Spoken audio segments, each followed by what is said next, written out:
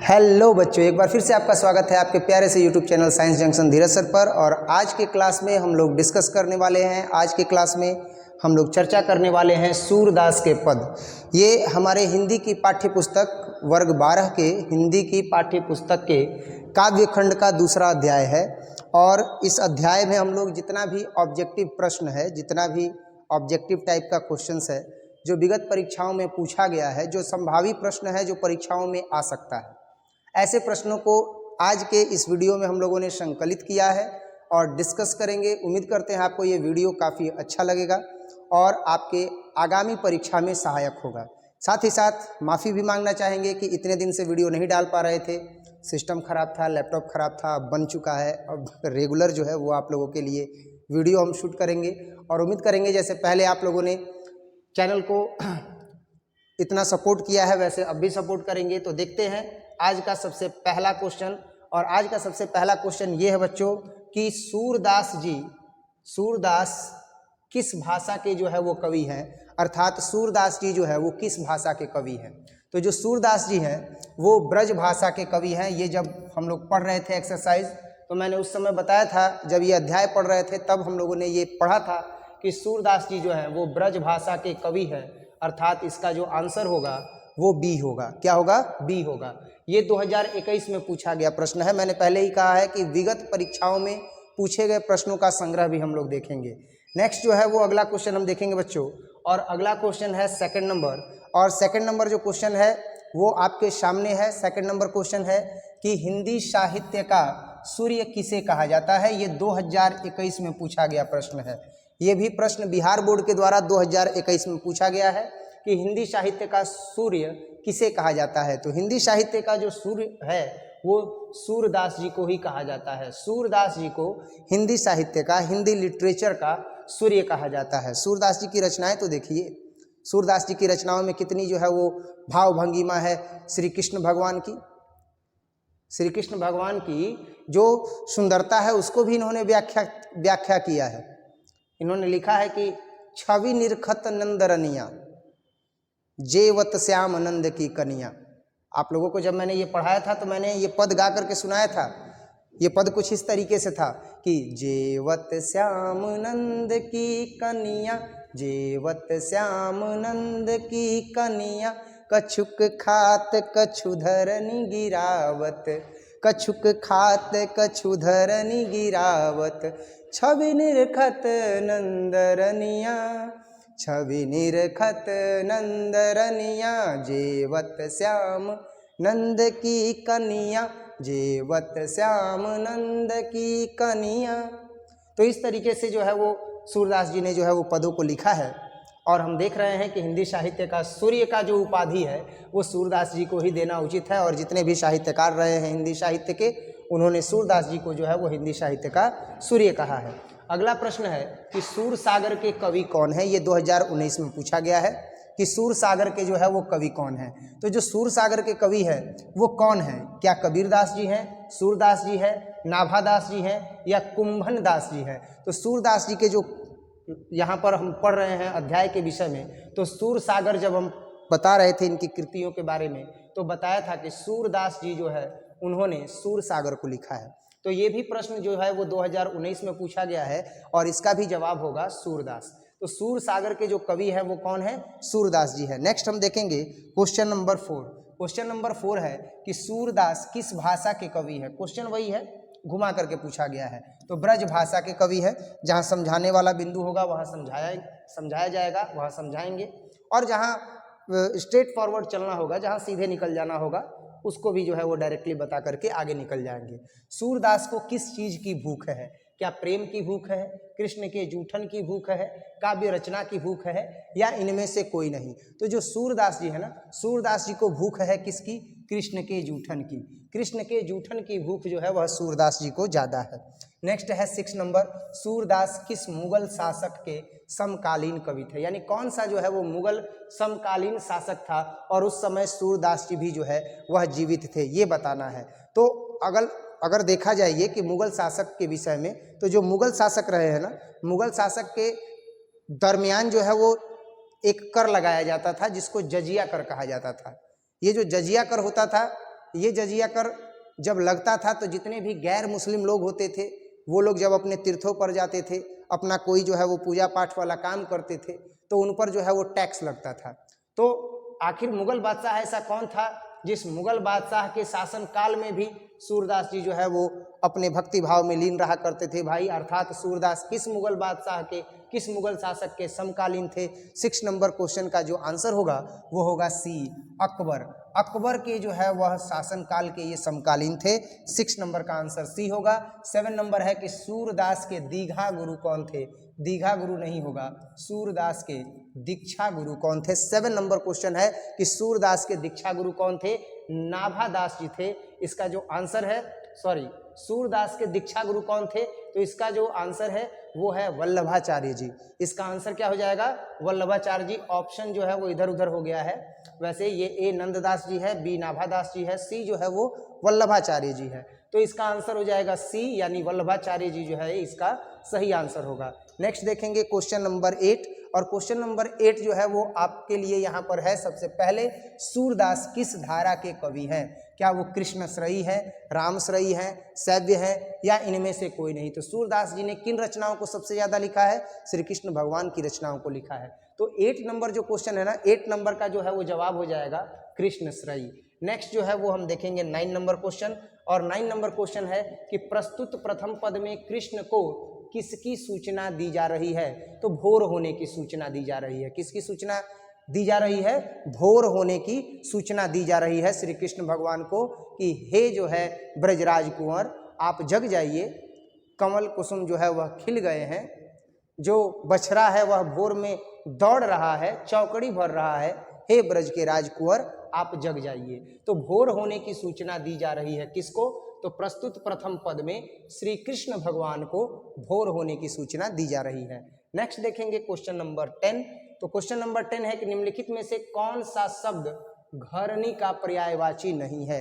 10 number का जो answer होगा कि घरनी का पर्यायवाची भानु नहीं है। नेक्स्ट जो है वो हम देखेंगे 11 नंबर क्वेश्चन, और 11 नंबर क्वेश्चन है कि निम्न में से कौन सी रचना सूरदास जी की नहीं है? 11 नंबर जो क्वेश्चन है इसका आंसर होगा सतसई। सतसई जो है वह सूरदास जी की रचना नहीं है। सूरसागर सूरदास जी की रचना है, सूर सरावली सूरदास जी की रचना है, साहित्य लहरी सूरदास जी की रचना है, लेकिन सतसई जो है वह सूरदास जी की रचना नहीं है। तो इसका आंसर क्या हो जाएगा? इसका आंसर हो जाएगा सतसई। सतसई जो है वह सूरदास जी की रचना नहीं है। अगला जो क्वेश्चन है वो हम देखेंगे कि कवल कुसुम फूले नर नारी सूर श्याम में कौन सा अलंकार है? 12 नंबर प्रश्न है। तो 12 नंबर प्रश्न में यहाँ पर बताया गया कि कवल कुसुम फूले नर नारी सूर श्याम में कौन सा अलंकार है? अनुप्रास अलंकार है। इसका आंसर क्या हो जाएगा? अनुप्रास अलंकार। नेक्स्ट देखेंगे 13 नंबर, प्रथम पद में गाय किस ओर दौड़ती है? तो जो प्रथम पद है वहां पर बताया गया है कि जो प्रथम पद है उस प्रथम पद में गाय जो है वह बाड़े की ओर दौड़ती है जहां पर उनका बछड़ा बंधा हुआ है। नेक्स्ट देखेंगे 14 नंबर, सूरदास के काव्य की भाषा कौन सी है? तो सूरदास के काव्य की जो भाषा है वह ब्रज भाषा है। 14 नंबर का जो है वो आंसर हो जाएगा डी। 14 नंबर का जो आंसर हो जाएगा वो डी होगा, क्योंकि सूरदास जी ने जो भी रचना लिखी है वो सब के सब ब्रज भाषा में ही लिखी है। साथ ही साथ एक चीज़ ध्यान दीजिएगा कि जो भी आप पढ़ रहे हो, वीडियो देख रहे हो, इस चीज़ को आप अगर नोट करोगे तो सबसे बढ़िया रहेगा। एक ऐसा संकलन बनाइए प्रश्नों का, एक ऐसा संग्रह कीजिए जिसमें विगत परीक्षा में पूछे गए प्रश्नों का टोटल संग्रह आपके पास हो। कॉपी पेन ले करके बैठिए और इसको नोट कीजिए। समझ पा रहे होंगे जो मैं कहना चाह रहा हूँ, तभी जा करके आप जो है वो आगामी परीक्षा का बहुत ही दमदार तैयारी कर पाइएगा। नेक्स्ट हम देखेंगे क्वेश्चन नंबर 15। क्वेश्चन नंबर 15 जो है वो हम लोग देखेंगे, प्रश्न संख्या 15 देखेंगे, और प्रश्न संख्या 15 जो है वो आपके सामने है कि सूरदास के काव्य में किस रस का प्रयोग हुआ है? तो सूरदास के काव्य में जो है वो वात्सल्य रस देखने को मिलता है। नेक्स्ट देखेंगे, कृष्ण कहाँ बैठकर भोजन कर रहे हैं? नंद की गोद में, यशोदा की गोद में, कदम के पेड़ पर, या यमुना के किनारे? तो जो नंद बाबा की गोद है उस नंद बाबा की गोद में बैठ करके और जो श्री कृष्ण भगवान हैं वह भोजन कर रहे हैं। सूरदास हिंदी साहित्य के किस काल के कवि हैं? क्या वो आदि काल के कवि हैं? क्या वो भक्ति काल के कवि हैं? क्या वो रीति काल के कवि हैं? क्या वो आधुनिक काल के कवि हैं। तो 17 नंबर का जो आंसर हो जाएगा वो हो जाएगा भक्ति काल। भक्ति काल में जो है वह सूरदास जी ने जो है वो अपनी रचनाओं को रचित किया है। नेक्स्ट देखेंगे 18 नंबर प्रश्न, और 18 नंबर प्रश्न है आपके सामने कि सूरदास का जन्म रुमकता नामक गांव में किस सन में हुआ था? तो 1478 ईस्वी में इसका आंसर हो जाएगा 1478 ईस्वी में। अब देखिए क्वेश्चन घुमा करके पूछेगा, अब पूछ देगा कि सूरदास जी का जन्म जो है वह 1478 ईस्वी में किस गांव में हुआ था, ऐसे क्वेश्चन पूछ देगा, है ना। बिहार बोर्ड को भाई आप इग्नोर नहीं कर सकते हो, वो क्वेश्चन घुमा करके पूछ सकते हैं कि 1478 ईस्वी में सूरदास जी का जन्म किस गांव में हुआ था, बताइए किस गांव में हुआ था। आपने तो प्रश्न जो है वो इस तरीके से याद किया है कि सूरदास जी का जो जन्म है वह रुमकता नामक गांव में किस सन में हुआ था, तो इसका जवाब जो है वो हो जाएगा रुमकता नामक गांव में, यही इसका आंसर हो जाएगा। 18 नंबर के बाद 19 नंबर प्रश्न देखेंगे बच्चों, और 19 नंबर प्रश्न है कि कृष्ण भक्ति शाखा के कौन कवि हैं? ये 2019 में जो है वो पूछा गया है, ISC में पूछा गया है। तो कृष्ण भक्ति शाखा के जो कवि हैं वह सूरदास जी हैं, ये जग जाहिर है। सूरदास की कौन सी रचना है यहाँ पर बताना है, क्या पुत्र वियोग जो है वह सूरदास जी की रचना है, क्या कड़बक सूरदास जी की रचना है, क्या छप्पय सूरदास जी की रचना है, या सूरसागर? तो इसका जवाब होगा सूरसागर। सूरसागर जो है वह सूरदास जी की रचना है। उम्मीद करते हैं आपको बहुत बढ़िया से समझ में आ रहा होगा सूरदास किस भक्ति के कवि है। तो सूरदास जी जो है वह कृष्ण भक्ति के कवि हैं, इसमें कोई संदेह नहीं है कि इन्होंने अपनी रचनाओं में ब्रज भाषा का उपयोग करते हुए श्री कृष्ण की छवि का जो है वो व्याख्यान किया है। नेक्स्ट जो है वो हम देखेंगे 22 नंबर क्वेश्चन। 22 नंबर क्वेश्चन हम देखेंगे बच्चों, और 22 नंबर क्वेश्चन जो है यहाँ पर दिया गया है कि सूरदास किस भाषा के प्रसिद्ध कवि हैं। क्वेश्चन तो वही है, घुमा फिरा करके पूछ रहा है, आंसर इसका हो जाएगा सी, कि जो सूरदास जी हैं वह किस भाषा के प्रसिद्ध कवि हैं? तो ब्रज भाषा के प्रसिद्ध कवि हैं। वात्सल्य के विश्व में अद्वितीय कवि कौन है? वात्सल्य के विश्व में वात्सल्य को प्रदर्शित करने वाले जो सबसे महानतम कवि हैं वो कौन है? तो वो भी कौन है? सूरदास जी हैं। सूरदास जी से बढ़ करके कोई वात्सल्य को प्रदर्शित ही नहीं कर पाया है। प्रस्तुत प्रथम पद में कृष्ण को किसकी सूचना दी जा रही है? तो प्रस्तुत प्रथम पद में कृष्ण को जो है वह भोर होने की सूचना दी जा रही है। क्वेश्चन रिपीटेड है, इग्नोर कीजिएगा। नेक्स्ट है सूरदास हिंदी साहित्य के किस काल के कवि है? ये भी रिपीटेड क्वेश्चन है, भक्ति काल के कवि है। नेक्स्ट है कि कौन सी रचना सूरदास की नहीं है? तो सूरदास जी की जो रचना है वह सतसई नहीं है, रिपीटेड क्वेश्चन है। 26 नंबर क्वेश्चन जो है वो रिपीटेड है, डी सतसई जो है वह सूरदास जी की रचना नहीं है। नेक्स्ट देखते हैं कौन सी रचना सूरदास जी की है? तो सूरदास जी की जो रचना है वह सूरसागर है। नेक्स्ट सूरदास को किस चीज की भूख है? तो श्री कृष्ण के जूठन खाने की भूख है। नेक्स्ट 29 नंबर सूरदास की अनुमानित जन्म तिथि क्या है? 29 नंबर क्वेश्चन है। तो अनुमानित जो जन्म तिथि है वह है 1478। अभी ये चर्चा कर रहे थे इसीलिए जल्दी बढ़ रहे हैं, टाइपिंग में जो है ये चीजें रिपीट हुई है ना। नेक्स्ट देखेंगे निम्नलिखित में से कौन सा कवि अष्टछाप का नहीं है? 30 नंबर क्वेश्चन है कि अष्टछाप के कौन जो है वो कवि नहीं है? जायसी जी जो है वो अष्टछाप के कवि नहीं है। जायसी जी जो है वो अष्टछाप के कवि नहीं है। नेक्स्ट देखेंगे 31 नंबर क्वेश्चन कि कछुक खात कछुधरनी गिरावत छवि निरखत नंद रनिया में कौन सा अलंकार है? 31 नंबर क्वेश्चन है कि इस पूरे पद में कौन सा अलंकार है? तो बताए थे कि अनुप्रास अलंकार है। नेक्स्ट जो है देखेंगे कि कवल कुसुम फूले नर नारी सूर श्याम में कौन सा अलंकार है? अनुप्रास अलंकार है, इसका भी आंसर बी होगा। नेक्स्ट जो है वो हम देखेंगे 33 नंबर क्वेश्चन, साहित्य लहरी किनकी रचना है? 33 नंबर जो क्वेश्चन है उसमें पूछा गया है कि साहित्य लहरी किनकी रचना है? तो साहित्य लहरी जो है वो सूरदास जी की रचना है। सॉरी, ऑप्शन जो है वो क्रम इधर उधर हो गया है। सूरदास जी जो है वो इसकी साहित्य लहरी के जो है वो रचनाकार हैं। 33 नंबर के बाद 34 नंबर है कि सूरदास की रचनाओं की भाषा क्या है? ब्रज भाषा है। लगभग आपने 10-12 प्रश्न करने के बाद देखा होगा कि एक ही प्रश्न को घुमा फिरा करके पूछा जा रहा है। सूरदास किस मार्ग में दीक्षित हुए थे? संत मार्ग में, अष्ट मार्ग में, पुष्ट मार्ग में, या इनमें से कोई नहीं? 35 नंबर क्वेश्चन है और 35 नंबर क्वेश्चन का आंसर होगा सी, पुष्टि मार्ग। पुष्टि मार्ग में जो है वह सूरदास जी क्या हो गए थे? दीक्षित हो गए थे, दीक्षा प्राप्त कर लिए थे। 36 नंबर क्वेश्चन, 36 नंबर क्वेश्चन है बच्चों आपके सामने कि वल्लभाचार्य से मिलने के पूर्व सूरदास किस भाव के पद गाते थे? तो दैन्य भाव के पद गाते थे वो। यानी सूरदास जी 36 नंबर क्वेश्चन में ये बताया गया है कि जब तक वल्लभाचार्य जी से नहीं मिले थे, अर्थात जब तक अपने गुरु से नहीं मिले थे, तब तक वह दैन्य जो है वो भाव गाया करते थे। नेक्स्ट जो है वो 37 नंबर क्वेश्चन देखेंगे, लेकिन एक चीज यहाँ बता देते हैं बच्चों कि वल्लभाचार्य जी से मिलने से पूर्व जो सूरदास जी हैं वो किस प्रकार के पद गाया करते थे? तो दैन्य प्रकार के जो है वो पद गाया करते थे। तो एक चीज ध्यान दीजिएगा, जैसे ही वल्लभाचार्य जी से ये मिल गए तो वल्लभाचार्य जी से मिलने के बाद इनके जीवन में अनंत ज्ञान के प्रकाश में ज्योति का जो है वो उद्गम हुआ और वल्लभाचार्य जी के दिशा निर्देश में इन्होंने कृष्ण भक्ति की ओर अपना रुख किया और सूरदास जी जो है वह कृष्ण भक्ति में लीन हो गए।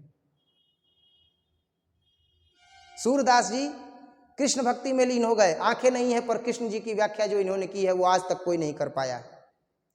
यहां तक कहा जाता है कि सूरदास जी को भगवान श्री कृष्ण ने दर्शन दिए थे।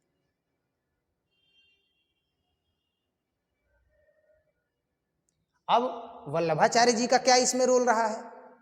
वल्लभाचार्य जी का इसमें क्या जो है वो योगदान रहा है? इन्होंने सूरदास जी को दिशा निर्देश दिया, तरीका बताया और अपनाया किसने? सूरदास जी ने।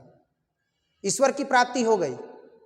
जीवन में कोई भी लक्ष्य बिना गुरु के प्राप्त नहीं किया जा सकता है। हो सकता है वो गुरु आपका बड़ा भाई हो सकता है वो गुरु आपके माता पिता हो सकता है कि वो गुरु आपकी दीदी हो सकता है कि वो गुरु हम जैसे जो है वो छोटे शिक्षक भी हों। जो आपका भला चाहेंगे वो आपको डांटेंगे, जो आपका भला चाहेंगे वो आपको समझाएंगे। आपको बस उन्हीं लोगों की बातें मान लेनी है और अपना जीवन भी जो है वह सूरदास जी की तरह ही क्या कर लेना है? सफल कर लेना है। अपना जीवन भी जो है वह सूरदास जी की ही तरह एक नए आयाम पर जो है वो पहुंचा देना है। और नेक्स्ट जो है वो हम लोग क्वेश्चन देखेंगे। ऐसा कहने का रीजन है क्योंकि जितने भी लोग सफल हुए हैं वो गुरु के दिशा निर्देश में ही सफल हुए हैं। नेक्स्ट देखेंगे अगला क्वेश्चन।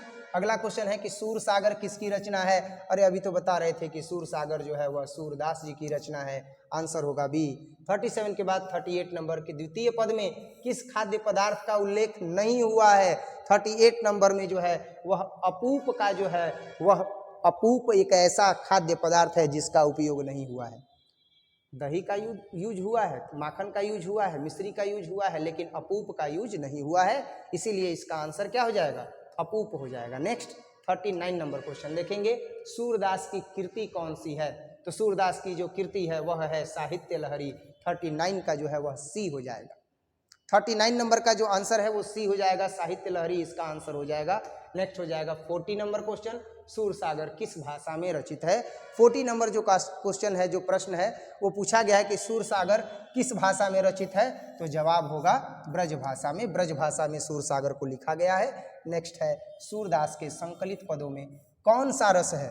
तो सूरदास के संकलित पदों में वात्सल्य रस है। उन्होंने श्री कृष्ण भगवान के प्रति अपने वात्सल्य रस को प्रस्तुत किया है। वात्सल्य रस अपने समर्पण के भाव को उन्होंने प्रस्तुत किया है। उन्होंने उसकी सुंदरता, उनकी सुंदरता को जो है वह प्रस्तुत किया है। तो 41 नंबर क्वेश्चन है कि सूरदास के संकलित पदों में कौन सा रस है? तो सूरदास के संकलित पदों में जो है वह वात्सल्य रस है। अगला प्रश्न है कि कवियां का क्या अर्थ होता है? कवियां नहीं, कनिया। कन्या का क्या अर्थ होता है? 42 नंबर क्वेश्चन है। कन्या का अर्थ होता है गोद। जेवत श्याम नंद की कन्या, जेवत श्याम नंद की कन्या, कछुक खात कछु धरनी गिरावत। ध्यान से सुनिएगा। जेवत श्याम नंद की कन्या। नंद की कन्या मतलब नंद की गोद में श्याम जी बैठे हुए हैं। जेवत श्याम नंद की कन्या, कछुक खात कछु धरनी गिरावत। छवि निरखत नंदरनिया, छवि निरखत नंदरनिया, जेवत श्याम नंद की कन्या। तो कन्या का मतलब क्या हो जाएगा? गोद हो जाएगा। नेक्स्ट हम देखेंगे 43 नंबर क्वेश्चन। 43 नंबर है कि भगवान श्री कृष्ण किस कवि के पूज्य थे? तो भगवान श्री कृष्ण जो है वह सूरदास जी के पूज्य थे। आंसर हो जाएगा डी। नेक्स्ट 44 नंबर क्वेश्चन देखेंगे। 44 नंबर क्वेश्चन कि कृष्ण भक्ति शाखा के कवि कौन है? तो कृष्ण भक्ति शाखा के जो कवि हैं वह सूरदास जी हैं। नेक्स्ट देखेंगे 45 नंबर, यहाँ पर आप देख सकते हो मैंने जो है वो सही किया, सूरदास जी। नेक्स्ट जो है वो है क्वेश्चन की सूरदास की कौन सी रचना है, तो सूरदास जी की जो रचना है वह सूरसागर है, रिपीटेड क्वेश्चन है। सूरदास किस मार्ग में दीक्षित हुए थे, सूरदास जी जो है वह पुष्टि मार्ग में दीक्षित हुए थे, रिपीटेड क्वेश्चन है। वल्लभाचार्य से मिलने के पूर्व सूर किस भाव के पद गाया करते थे, दैन्य पद गाया करते थे। नेक्स्ट सूरसागर किसकी रचना है, तो सूरसागर जो है वह सूरदास जी की रचना है। अब आप इस तरह के प्रश्नों को देख करके सोच सकते हो कि जो टाइपिस्ट महोदय हैं किस दुनिया में जी रहे हैं और किस तरह से प्रश्नों का संग्रह कर रहे हैं, है ना। उनको सुझाव देने के बावजूद भी वो इस तरह की गलती कर रहे हैं। एक ही क्वेश्चन कई बार रिपीटेड है, आप देख ही रहे हो। खैर इस पर काम किया जाएगा, इसको सुधारा जाएगा, है ना। अगला प्रश्न है कि द्वितीय पद में किस खाद्य पदार्थ का उल्लेख नहीं हुआ है, तो किस खाद्य पदार्थ का उल्लेख नहीं हुआ है, देखिए यहाँ पर ऑप्शन ये भी गलत है। दही का जो है वो उल्लेख हुआ है, माखन का उल्लेख हुआ है, मिश्री का उल्लेख हुआ है ना। भगवान श्री कृष्ण किस कवि के पूज्य थे, तो सूरदास जी के जो है वह पूज्य थे। और इस तरह से जो है लगभग इस अध्याय का जितना प्रश्न उत्तर था उन सभी प्रश्न उत्तर को हम लोगों ने एक वीडियो में शूट किया है। उम्मीद करते हैं कि आपको ये वीडियो अच्छा लगेगा, उम्मीद करते हैं कि आप हमारे साथ यूं ही बने रहेंगे और एग्ज़ाम की तैयारी तक अपना साथ बना रहेगा और जम के हम लोग तैयारी करते हैं। तो मिलते हैं अगले वीडियो में फिर से नए टॉपिक के साथ, तब तक के लिए जय हिंद।